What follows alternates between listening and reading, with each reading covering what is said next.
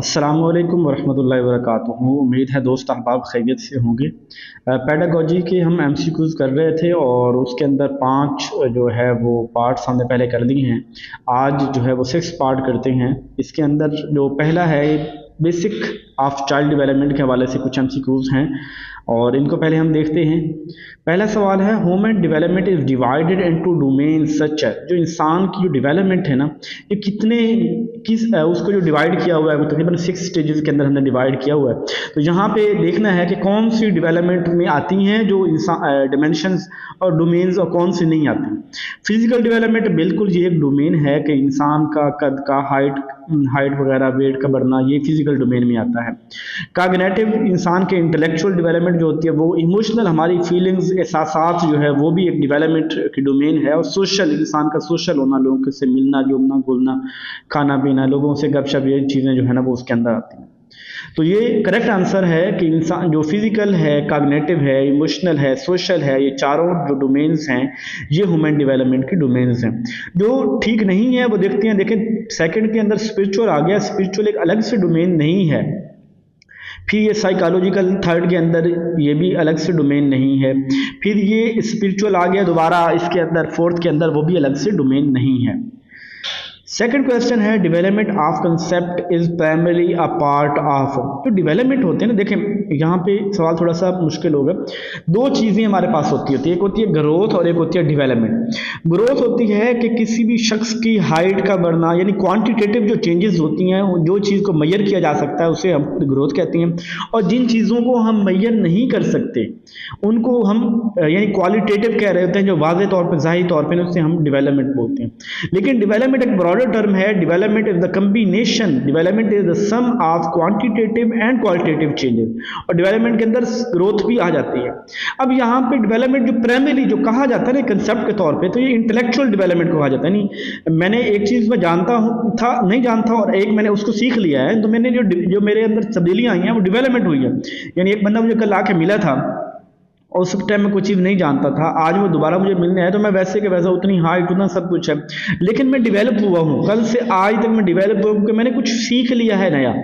तो जो कंसेप्ट है ना डेवलपमेंट का प्राइमरी, वो यही है कि इंटेलेक्चुअल डेवलपमेंट के इंसान जो है वो उसके सोच समझ फिक्र उसके अंदर जो है वो बेहतरी आना। Third, student is aggressive in his behaviour. एक स्टूडेंट बड़ा एग्रेसिव है अपने बिहेवियर के अंदर टूवर्ड हिज पेयर ग्रुप, अपने दोस्तों के साथ, and doesn't confirm to the norms of the school. और जो स्कूल के नाम है उनका लिहाज भी नहीं कर रहा। अब ये स्टूडेंट को किस डोमेन में हेल्प करनी चाहिए? उसका वो दिमागी तौर पे कमज़ोर है, कॉग्निटिव डोमेन होता कि अगर हम कहें यार ये बंदा गुस्सा हो रहा है ना, बच्चे ये दिमागी तौर पे कमज़ोर है, इसकी जो है तरबियत की जाए। या ये साइकोमोटर डोमेन, भाई वो कहीं से लूला लग रहा है, कोई ऐसा मसला है उसे, तो फिर हम कहें वो साइकोमोटर डोमेन, वो भी नहीं है। अफेक्टिव डोमेन, वो उसकी इमोशनल के अंदर खराबी है, जो अपने पेयर्स के साथ गुस्से हो रहा है, जो दोस्तों के साथ गुस्से हो रहा है, तो इसका मतलब है उसके इमोशन डिस्टर्ब हैं। उन इमोशन को ठीक करने के लिए अफेक्टिव डोमेन का सहारा लेना पड़ेगा। तो 3 ऑप्शन जो है वो थर्ड जो है ऑप्शन ठीक है। हायर ऑर्डर थिंकिंग स्किल ये भी इसके अंदर नहीं आएगा। Which one of the following is an example of fine motor skill. दो तरह की मोटर स्किल्स होती हैं, एक होती है फाइन मोटर, एक होती है grass motor. Fine motor skill वो होती है जिसके अंदर हम अपने जो छोटे मसल्स हैं उनको यूज़ करते हैं। जैसे मैं बैठा हुआ इधर उधर देख रहा हूँ, आंखों के मसल यूज़ कर रहा हूँ, तो मैंने कुछ ज़्यादा मूवमेंट नहीं की, आंखों की मूवमेंट है, ये फाइन मसल हो जाएगा मोटर। मैं लिखते हुए हाथ की उंगलियों से काम कर रहा हूँ, पाँव की उंगलियों का इस्तेमाल कर रहा हूँ, ये बैठे बैठे बड़े मसल को यूज़ किए बिना जो हम कर रहे होते हैं उसे फाइन मोटर स्किल होते हैं। और जहाँ पे हमारी पूरी बॉडी का या बॉडी के बड़े मसल का इस्तेमाल हो रहा है उसे हम जो है वो मोटर ग्रास मोटर कहते हैं। अब होपिंग होता है रस्सा कशी जो होती है। अब रस्सी खींचना है तो पूरे जिस्म के बड़े मसल इसके अंदर इन्वॉल्व होंगे। रनिंग भागता हूं तो इसके अंदर जिस्म के बड़े मसल इन्वॉल्व हों। क्लाइंबिंग ये भी बड़े मसल हैं। तो राइटिंग ठीक है। ह्यूमन डेवलपमेंट, इंसान की जो डेवलपमेंट है क्या ये क्वांटिटेटिव अकेली चेंजेस है? क्वांटिटेटिव मतलब क्या इंसान का सिर्फ कद बढ़ता है, हाइट बढ़ती है, बाकी कुछ नहीं होता? या क्वालिटेटिव के इंसान का जो है ना सोचता समझता उसकी दिमागी इंटेलेक्चुअल ग्रोथ भी होती है? या अनमेजरेबल के इंसान को किसी कंडीशन में मेजर ही नहीं किया जा सकता? या इंसान की डेवलपमेंट क्वालिटेटिव और क्वांटिटेटिव दोनों है? तो नो डाउट इंसान की जो डेवलपमेंट, ह्यूमन की जो डेवलपमेंट है वो क्वालिटेटिव और क्वांटिटेटिव बोथ है। अच्छा, फिर इसके बाद कंसेप्ट आता है प्रोक्सिमो डिस्टल प्रिंसिपल ऑफ और एंसेफेलोकार्डल। अच्छा, प्रोक्सिमो डिस्टल कहते हैं कि जब हमारी डेवलपमेंट सेंटर टू आउटवर्ड हो रही है, सेंटर टू आउटवर्ड, पहले मेरा अपना सीधा खड़ा होना, मेरे इसके ऊपर कंट्रोल आया, फिर उसके बाद मेरा अपने जो है ना वो बाजुओं के ऊपर होगा, टांगों के ऊपर, यानी कि जो है वो पहले हमारे सेंटर बॉडी के ऊपर कंट्रोल हो, फिर उसके बाद बाहर वाली, तो इसे हम प्रोक्सिमो डिस्टल बोलते हैं। तो जहाँ पे इसका थर्ड ऑप्शन ठीक है, proceed from centre to the organisation periphery in centre to outward. अब यहाँ पे proceed from head to toe, पहला जो है टू टू हेड या हेड टू टो, ये होती है दूसरी सेफेलोकार्डल, ठीक है। और बायोलॉजिकल चेंजेस, ये तो हेरिडिटी की बात है, development tend to proceed from head to toe, वो भी सेफेलोकार्डल है। 7 सेफेलोकार्डल वही हेड टू टो, जहाँ सर से पाँव तक, पाँव से सर तक जो ग्रोथ हो रही है, तो इंसान पहले खड़ा होना सीखता है, फिर अपनी गर्दन के ऊपर कंट्रोल हासिल करता है, एक सेंटर, ये वाली होती है सेफेलोकार्डल के अंदर आती है, हेड टू टो। 8 है the development from central part of the body towards periphery or extremity, यानी वही बात कि जो डेवलपमेंट है इंसान की, वो सेंटर से बाहर की तरफ हो, सेंटर से बाहर की तरफ, तो वो प्रोक्सिमो डिस्टल डेवलपमेंट होगा। डिसेंट्रलाइज, कास्केड, ये बाकी नहीं होंगे, ठीक है। 9 है there are individual variation in the rate of motor development yet the sequence of motor development is from। अब देखिए, there are individual variation in the rate of motor, इंसान की जो मोटर डेवलपमेंट है वो इंडिविजुअल रेट्स हैं। इससे बता दिया है कि हर बंदे का रेट ऑफ ग्रोथ जो है ना वो डेवलपमेंट में मुख्तलिफ है। तो yet the sequence of motor, तो क्या जो मोटर डेवलपमेंट है पहले कौन सी आएंगी, आप पहले खुद सोचें, क्या पहले फाइन मोटर स्किल डेवलपमेंट होगी या ग्रास मोटर होगी। अब मिसाल देखते हैं, छोटा बच्चा है, क्या वो हाथों की उंगलियों को ठीक तरह से इस्तेमाल करना पहले सीखेगा या पहले हाथ का इस्तेमाल करना सीखेगा? वो अपने बाजुओं का पहले इस्तेमाल करना सीखेगा कि हाथ का इस्तेमाल सीखेगा? वो अपनी पाँव की उंगलियों या पाँव का इस्तेमाल करना पहले सीखेगा या टांगों का इस्तेमाल करना पहले सीखेगा? छोटा बच्चा टांगे मार रहा होता है, पाँव मार रहा होता है, वो उंगलियों नहीं मार रहा होता, यानी पहले वो अपनी जो जनरल हैं, जो जनरल पूरी बॉडी के जो मेजर पार्ट्स हैं, बड़े बड़े मसल हैं, पहले उनके ऊपर वो ग्रिप हासिल करता है, उनको वो डेवलप होती हैं, उनकी मूवमेंट होना शुरू होती है, फिर उसके जो फाइन मोटर हैं, हाथों से कोई चीज़ पकड़ना, आंखों से किसी चीज़ की तरफ देखना, गर्दन किसी तरफ मोड़ना, यानी ये जो छोटे मसल जहाँ पे इन्वॉल्व होती हैं वो फाइन मोटर वो बाद में होती है। 10th है when a child capability in any particular area of development is low, अगर एक बच्चा है उसकी जो है ना वो डेवलपमेंट किसी एक एरिया के अंदर, कहीं पर्टिकुलर एरिया के अंदर लो है, तो इससे क्या होगा? Does not influence her overall development, कि अगर कोई एक एरिया यानी एक बाजू उसके ग्रोथ नहीं कर रहा, एक उसके पाँव ग्रोथ नहीं कर रहा, जिस्म का उसके अंदर स्टमक जो है वो ग्रोथ नहीं कर रहा, उसका जो लंग्स है वो काम नहीं कर रहे प्रॉपर, अब किसी एक के ग्रोथ होने से क्या बाकी जिस्म के ऊपर कोई फर्क नहीं पड़ेगा? क्या एक जो है इसका मतलब होगा कि वो उस एरिया के अंदर जो है, जिस एरिया में डिले हुआ है उसके अंदर डिले हुआ है, बाकी सारी बढ़ती रहेगी? मिसाल के तौर पर मेरा स्टमक जो है वो बर्दाश्त नहीं करता चीज़ों को, तो मैं बाकी सारा बड़ा हो जाऊंगा, बस स्टमक रह जाएगा? नहीं, सारी चीज़ें have an impact on all areas of development. जिस्म के अंदर किसी भी उज़्व के अंदर अगर ग्रोथ नहीं हो रही तो उसका इम्पैक्ट पूरी बॉडी के ऊपर होगा, जिस्म के तमाम हिस्सों के ऊपर उसका इम्पैक्ट होगा। 11th है the statement an appropriate precondition for the proper development of a child is ensuring his or healthy physical development, कि an appropriate an important precondition for the proper development child physical health development, यानी कि वो एक statement है, इसके मतलब आप क्या कहते हैं कि it's true because physical development occupies the top most place in the sequence of development, कि किसी भी इंसान की जो फिजिकल डेवलपमेंट है बस यही डेवलपमेंट बहुत इंपॉर्टेंट है। ये is true because physical development is inter related with other domain of development, इसमें कुछ शक नहीं है कि फिजिकल डेवलपमेंट जो है वो, देखिए यहाँ बात हो रही है ना कि एक बंदा हेल्दी है, उसकी फिजिकल डेवलपमेंट ज़बरदस्त है। अब फिजिकल डेवलपमेंट ज़बरदस्त है, इसका मतलब है कि वो बाकी भी ज़बरदस्त होगा ना। अगर एक बंदे की फिजिकल डेवलपमेंट ठीक हो रही है तो इसका मतलब बाकी डेवलपमेंट भी उसकी तकरीबन ठीक होनी है, अदर डोमेन के अंदर भी वो उसके साथ लिंक है, अदर डोमेन भी उसी तरह ग्रोथ कर रही होंगी, तो इंटर रिलेट है, सेकेंड ऑप्शन करेक्ट होगा। अब जो पिछले सवाल थे बेसिक देखे थे, अब हम देखते हैं चाइल्ड डेवलपमेंट की स्टेजेस देखते हैं। डेवलपमेंट कहाँ से स्टार्ट होती है? डेवलपमेंट जो स्टार्ट होती है परिनेट, यानी अभी बच्चा जाइगोट बनने से लेके अभी माँ के रहम के अंदर जो है वो जब जाइगोट बनता है बच्चे की डेवलपमेंट तो उससे शुरू हो जाती है, यानी बच्चे की बर्थ से पहले उसकी ग्रोथ होना शुरू हो जाती है। कुछ बच्चे माँ के पेट से वीक निकलते हैं, कुछ हेल्दी निकलते हैं, कुछ वहीं से अनडेवलप्ड निकलते हैं, तो परिनेटल स्टेज के अंदर ही डेवलपमेंट स्टार्ट हो जाती है। सेकंड है in which of the following stage do children become active member of their peer group, किस एज के अंदर बच्चे जो है ना वो बड़े एक्टिव मेंबर होते हैं अपनी सोसाइटी के अंदर, पेयर ग्रुप।